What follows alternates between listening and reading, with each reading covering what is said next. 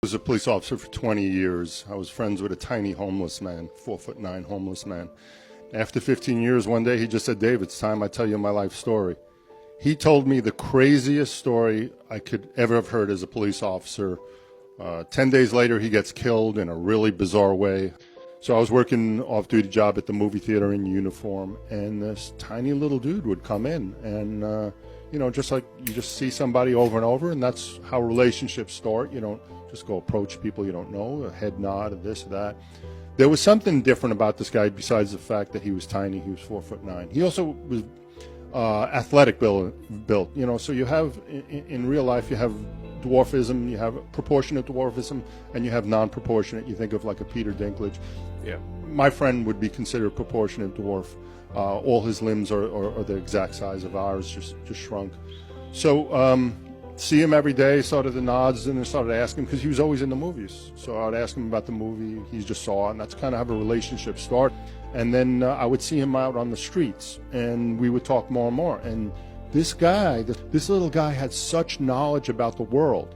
Now, the other thing I want to stop and say is, I try getting him off the streets. I try to say, hey, we have shelters. Hey, I have these programs. I have this. What can I do to help you get off the streets?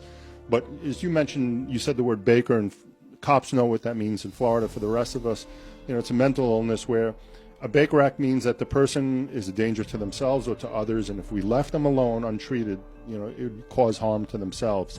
My little guy never met that criteria that, I could force him into a hospital or into some type of doctor's care.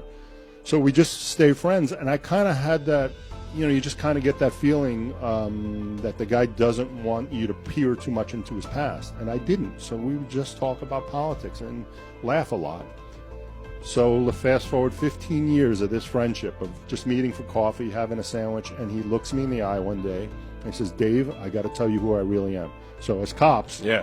We're a skeptical bunch, so I'm like, all right, here he is. He's going to tell me he's wanted here. I killed these people, and I'm about to turn myself in. I don't know what he's going to say, but I'm super nervous because I really did enjoy talking to the guy. I really thought he had a lot of interesting philosophical ideas that he would actually, constantly prep me and test me. So here's a homeless guy kind of teaching me. Yeah. And that's the other thing about being humble is everyone on this earth can teach you something. So I was picking up stuff from him and learning stuff from him. So what does he say? He says, "Dave, I was the smallest man to ever serve in the U.S. military," and my mind's like, impossible. But he keeps going. He goes, "Yeah, I served over in Vietnam with the 101st Airborne, and then after my first tour, I went back to Special Forces School, became a Green Beret." I was like, "A Green Beret?" Yeah. So it's like now the story's getting even crazier. And then after, I started working undercover operations with the ATF, and I don't want you to look into those things because, some of those things are still classified. And then I did some private military contract work. I did some private military contract for the CIA, and I'm like, he's got his story down, and I love my friend, but man, he's obviously much more delusional than I can possibly believe. He starts telling me this information. I'm getting nervous that maybe he wasn't really, as mentally stable as I thought. Okay. Basically, he's telling me he's Captain America.